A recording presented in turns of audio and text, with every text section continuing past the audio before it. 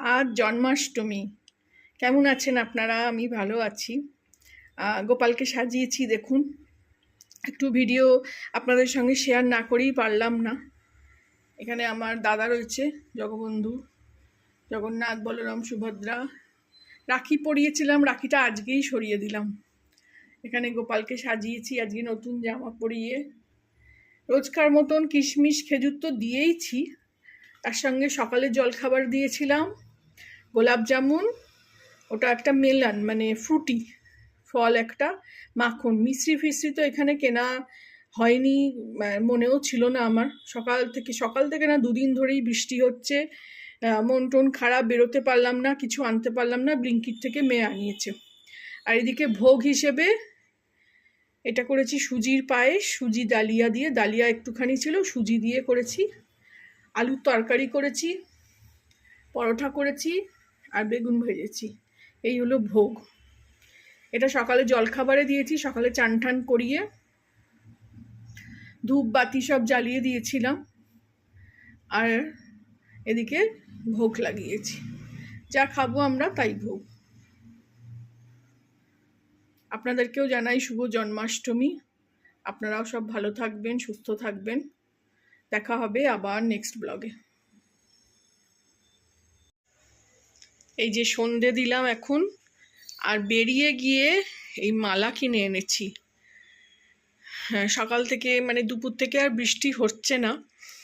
কালকে সারা রাতই প্রায় বৃষ্টি হয়েছে, ভোরবেলাও বৃষ্টি হয়েছে। তো জল দেখে আর যেতে ইচ্ছে করছিল না। বৃষ্টি পড়লে ভীষণ রাস্তায় জল জমে, তো সেই জন্য ভেবেছিলাম যাব না। কিন্তু গোপালের ইচ্ছে কে খণ্ডাবে?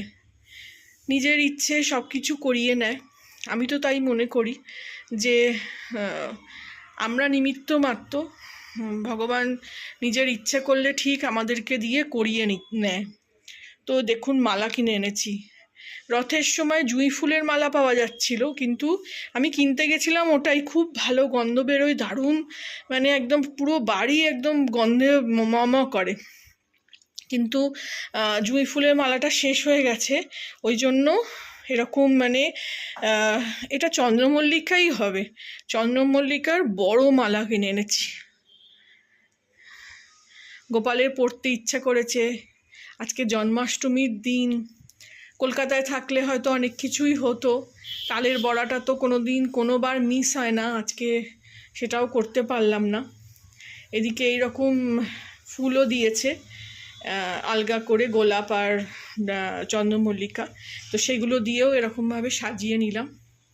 এদিকে প্রদীপ জ্বলছে, প্রদীপ জ্বালিয়ে দিয়েছি। আর এই যে ধূপের গন্ধটা এবারে এত সুন্দর যে কি বলবো। দুটো ধূপ জ্বালিয়েছি। এদিকে জগন্নাথ বলরামের মাথায়ও গোলাপ দিয়েছি। গোলাপগুলো খুব সুন্দর, ছোট ছোট হলে কি হবে, দেশি গোলাপ হয়তো খুব সুন্দর।